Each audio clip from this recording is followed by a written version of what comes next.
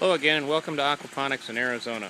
It's my third video, and I thought on this video I'd discuss pH levels and the nitrification process.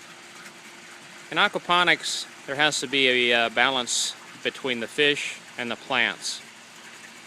The fish like a high pH and the plants like a low pH, so they recommend a pH level of around 7.0, which is neutral. It's neither basic or acidic.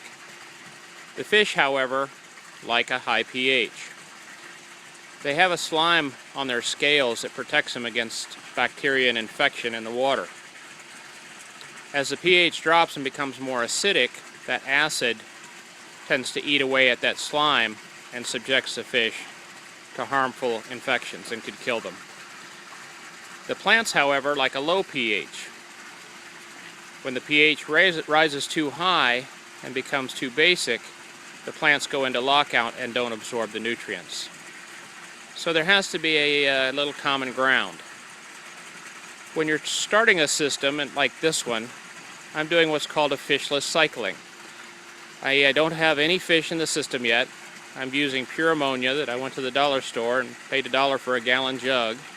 And every day I add about 2 to 4 ounces of ammonia. For the first week or so, nothing happened. But the second week, the nitrites started developing and the ammonia started to reduce.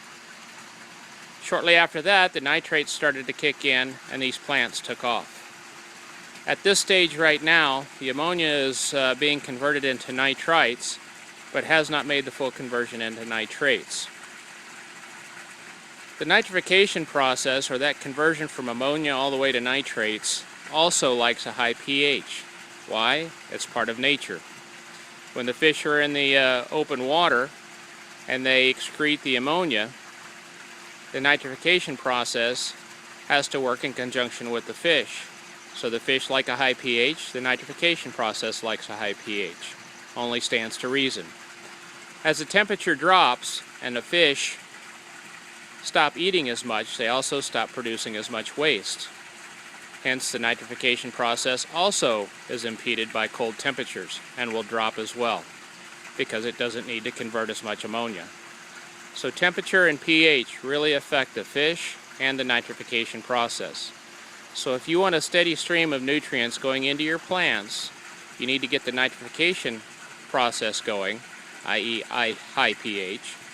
Once the complete conversion has occurred, then you can introduce your fish also maintaining a high pH, and then start reducing the pH down to a lower pH for the plants. These plants started to take off shortly after that nitrification process started. I've got a cantaloupe plant in here that's literally growing 3 to 4 inches every day. And in the last week, it has started to flower, and off of this one vine, I've got about 4 or 5 cantaloupe that are going to grow. In this one bed, this is a zucchini plant that is starting to flower, and I'll have about a half a dozen zucchinis on it. This is an eggplant that's also starting to flower, and we'll have 3 or 4 eggplants off of that. In the front, I've got cherry tomatoes, and you can also see the buds that are starting to form on it. So this will be full of cherry tomatoes within a few weeks. Once that nitrification process takes off, the plants just go crazy. So in starting a new system, keep the pH level high, somewhere around the mid 7.5 or higher. It's good for the fish once you put the fish in the system, and it also accelerates the nitrification process. The temperature here in Arizona is up over 100 every day, some days up to 110, so that's also helping the nitrification with the warm weather. The other thing I did was a little experiment. I started seedlings in a traditional bed with soil. You can see most of them are starting to take hold and grow, but at a very slow rate. I did this about two weeks ago. And it's taken that long just to get that much out of these seedlings. So at the same time, I thought I would just dump a couple seeds in this floating raft bed. You can see the cabbage has grown twice as fast because it's constantly being supplied with nutrients.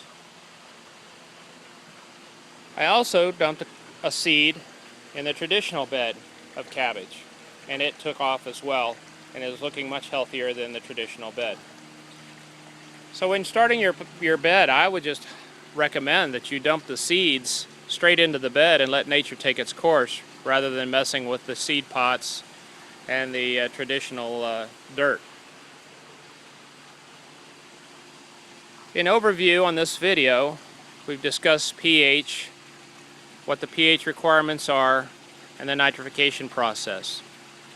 Remember, the higher the pH, the more basic the water.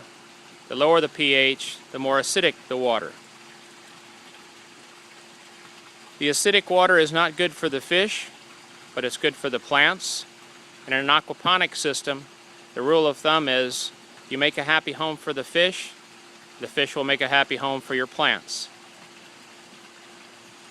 Keep the pH levels up until the nitrification process is complete and after you've introduced the fish.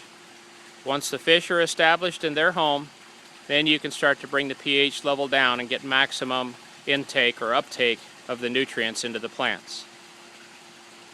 Hope this video answers some questions about pH levels. Oh, one other thing. In nature's way to raise and lower pH. If you do need to lower the pH, you need to add some acid. Well, you don't want to use pool acid or other chemicals, you want to use nature's acid. If you just need to bring it down a little bit, you can use distilled white vinegar. If you need to bring it down even more, you can either add a lot of vinegar, or you can slice up some lemons and squeeze some lemon juice into the system. That will rapidly lower the pH. If you need to raise the pH because it's too low to encourage the nitrification process to occur, you can add some sodium bicarbonate, baking soda, or some crushed seashells. That will then make the water more basic and raise the pH for you. Again, we've discussed pH and nitrification. The temperature up, the nitrification process goes crazy, the temperature comes down, the nitrification process slows down. The pH up, the nitrification process goes crazy, the pH down, the nitrification process slows down. Fish like high pH, plants like low pH, and you have to find a balance once the system is established.